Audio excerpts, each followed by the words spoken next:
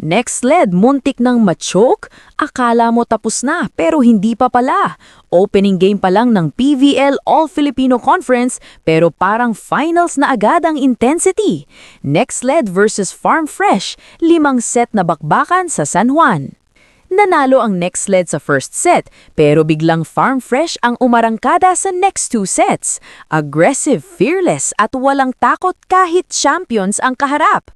Pinangunahan ni Trisha Tubu na parang naka-autopilot sa scoring. Sa puntong to, next led, nasa bingit na ng talo.